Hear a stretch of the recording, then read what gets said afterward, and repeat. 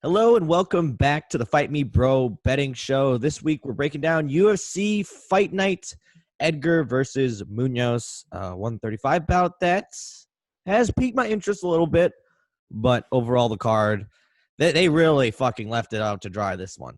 They I didn't don't know why. What is the reason? Like, why couldn't we have just had an off week? Dude, we're still because one, Dana White is committed to the cause. He said they're not going to lack on any of the events. So he's going to be butt fucking us with that.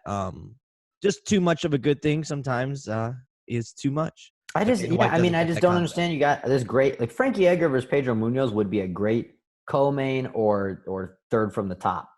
Yeah, that would be like on a pay-per-view where I'm just like, holy shit. Once I got to Munhoz, Frankie Edgar, I'd be like, oh, this card is stacked.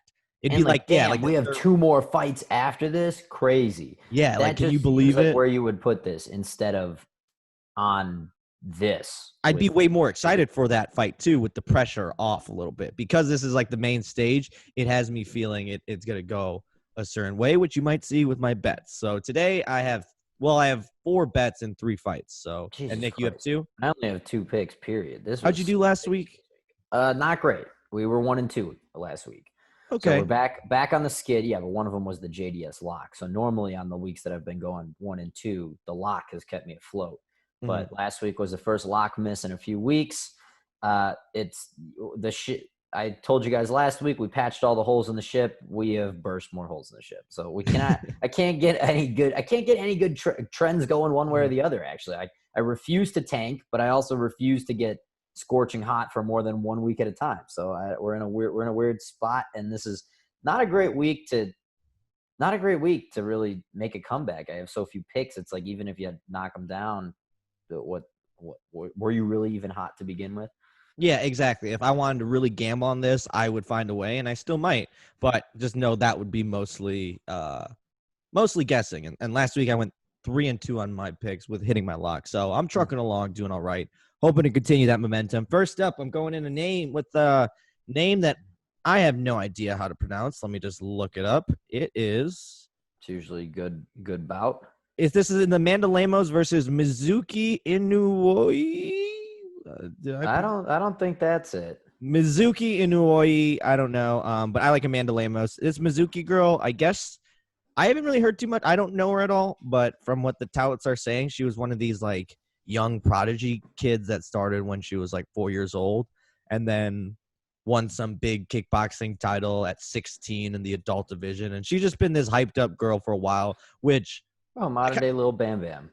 Yeah, I kind of always like to see those people get like fail.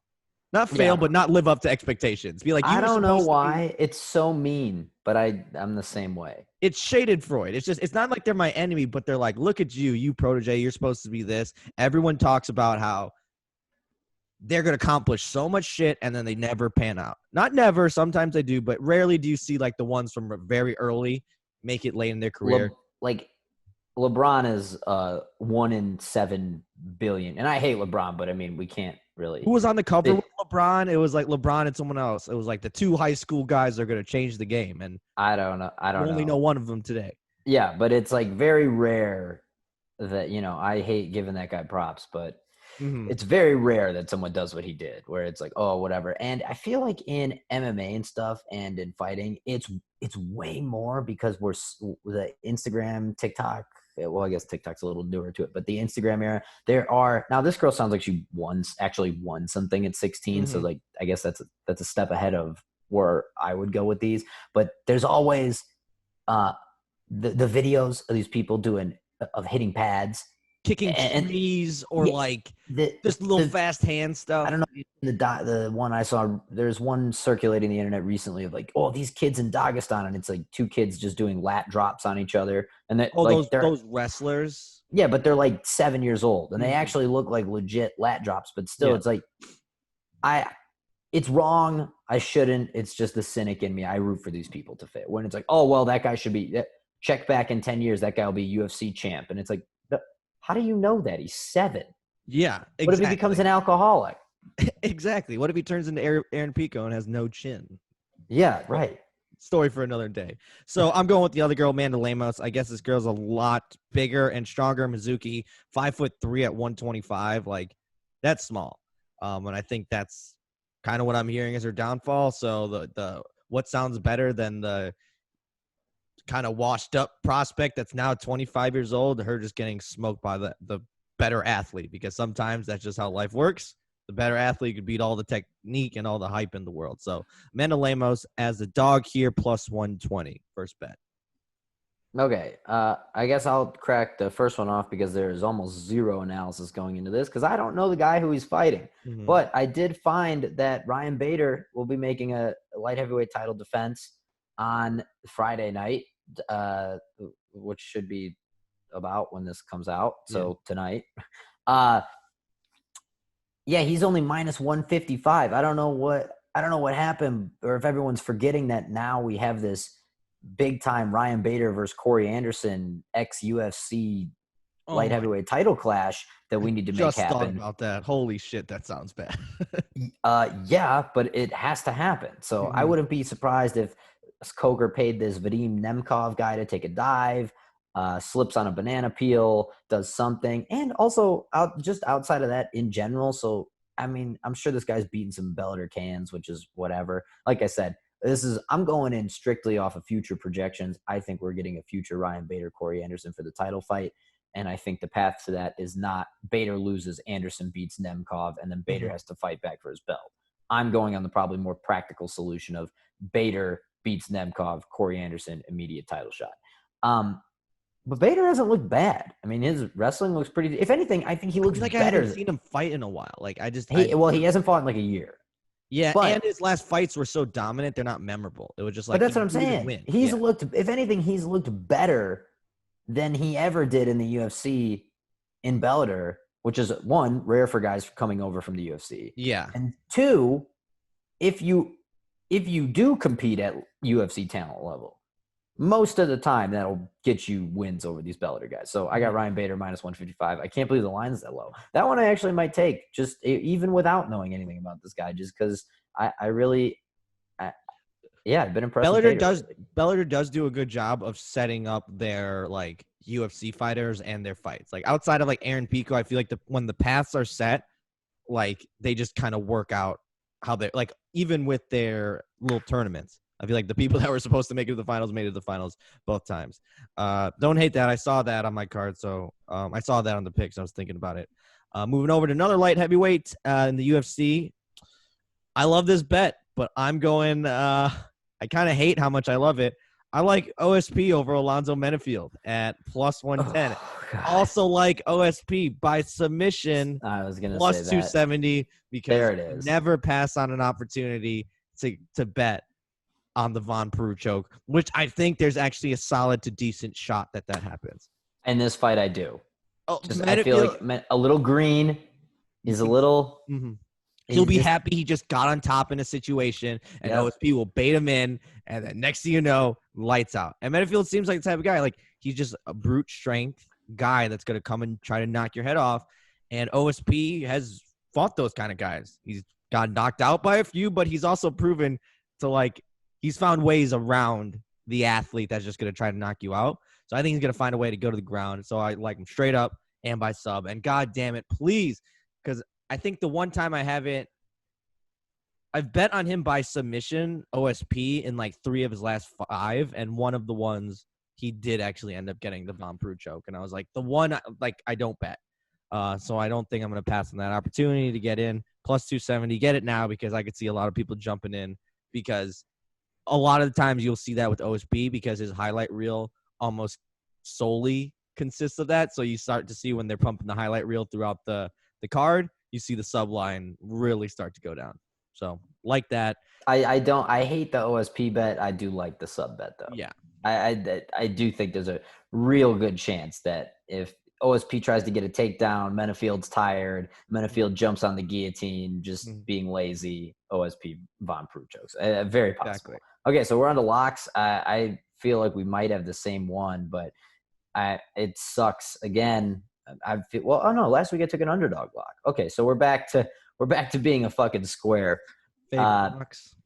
Yeah. I have no shame in the favorite locks. A lock's a lock, man. You got to go with what you love the most. I know it is, but like, I don't know. I feel a type of way about taking a Pedro Munhoz minus 250 lock against Frankie Edgar. But I'm going to do it because there's something going – well, there's not something going on in the water. It's called just being fucking old is what's going on in the water up in that New Jersey camp area. You've got Aljamain – well, Eli Quintas wheeling and dealing houses. And then you've got Sterling, who is just a G. And then what? Team on his back, pretty much. Yeah, yeah, right. He literally Darren Sharper, hardest hitting safety in the league. Aljamain Sterling. But Edgar, he's just old, man. And he just all the things that make Frankie Edgar, he had this very beautiful concoction of skills and attributes with he had the cardio to chain wrestle constantly, which I still actually think he has. But he had the quick step on a shot to get into shots quickly, and then be able to, right? Like he could very easily go between get into shot quickly, and then he also had the speed to shots not working, throw punches quickly. He also, you saw way back in the day, he was getting in on fights, getting in on shots, and he's lifting Gray Maynard up over his head, and he did have some of that raw pop. I just think the physicality has dropped a little bit. Yes. The pop on the punches after the people aren't necessarily so worried about the speedy little combinations as much as they were back in the day anymore. People aren't worried about that quick shot and then overreacting to the sprawl and then getting tagged. I think they more so they see the feint on the shot and they're like, yeah, no, I'm not going to overcommit on the sprawl. I just think even though Pedro Munhoz he's gotten chin checked a few times, that's just how he fights. If you're going to tell me that Pedro Munhoz and Frankie Edgar are going to get into a chin touching war, I'm going to take Pedro Munhoz in that 11 times out of 10. I mean, at this point in Frankie's career, 100%. And I just think the physical, I don't think it's going to be easy for Edgar to get takedown. Like I really think it's going to be tough, especially when you got a guy who's got such a good guillotine too, and Munhoz is not such a threat. And Munhoz is not going to mind getting shot in on. So I think that, and once. Not that Frankie has that like knee-tap takedown to like, okay, not as dangerous with getting guillotine. Like he does have some takedowns that aren't as dangerous. He's not as strictly like I'm going to shoot in, risk my neck. But I don't think like Frankie's game, that type of style requires physicality. And that's why Frankie's been so good because he's had that hard-nosed wrestling physicality. And I just don't trust physicality so much as it's like it's very He's got to be able when he gets in on shots, he's got to have the drive to finish shots. And when he's gonna get the overreactions where people like really go in to defend the shot, then he comes up with the flurry of punches, which is probably what he's probably the best part of his game when he was at the top of his game was that like shooting shots, maybe not getting in on the shot, exiting with 4 or 5 punches and a leg kick, and just really breaking guys down with that. And then eventually you get that shot. And then he's pummeling guys on the ground. I don't know if the speed on the shot or the ability to, okay, if you get in on a shot, can you pull Pedro Munhoz off the fence and lift him up anymore? Or is he too strong for that to happen? And I just don't see it. So I think it's going to be Munhoz landing. Edgar might even land more than him just because it's his style to touch more.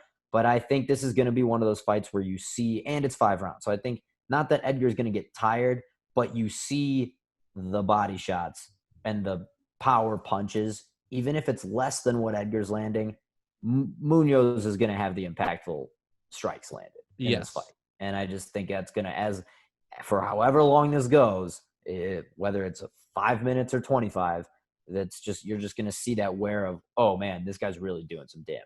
And it's just going to pile up. That's why it's minus 250, but you got to take it. And right now, like the craps table is hot right now. You don't walk away from a hot table and the table is just hitting up like misery. Like think of all the cases of the old fighter. Can he, cut down and give it one last run against the top talent and test it out? Like ask Uriah Faber how that worked out. Ask Jose Aldo how that worked out. Ask Joseph Benavidez. Like there's a streak going. Weidman. Yeah, Weidman. Let's bring a lot of these. Weidman had to get down to Ahmed Akhmedov or whatever that before guy's he name caught is himself. Before he got a win. Exactly. So you just see this trend. You better believe like, I'm going to bet against Luke Rockhold when he comes back. Yeah. God, it beats all logic, but I'm going to. Like, I'm gonna. Oh man, he had some great time. His chin, like he had time to regrow his chin. Oh no, I said I'm going to bet against him as much as I I'm probably don't gonna bet want to on do him. that. I'll I probably know bet on him. I would love to do that, but like you said, It's the yeah. storyline. Like it, we've seen it time and time again, and right now it's really hot. It comes in streaks. Sometimes you'll see like, man, there was a lot of late comebacks. Oh man, like the old guys may still have it, and right now it is not. That is not hot in the streets. So you got to go what's in front of you. You bet the situation here, and that situation says Pedro Munhoz is probably going to win. I was going to say, I mean, honestly this hope is it's like a fucking 2019 KO'd by Korean Zombie round 1, gets the shit kicked out of him by Max Holloway for 25 minutes. 2018, he beat Cub Swanson, and then in April, but a month prior, got knocked out. That was when he got knocked out by Ortega in 2018. Then he beat Yair in 2017. That was his only fight. And then Jeremy Stevens and Jose Aldo, he split those in 2016. I mean, it's just really, he hasn't had like a banner year since 2015, which was 5 years ago when he knocked out Chad Mendes. Mm-hmm.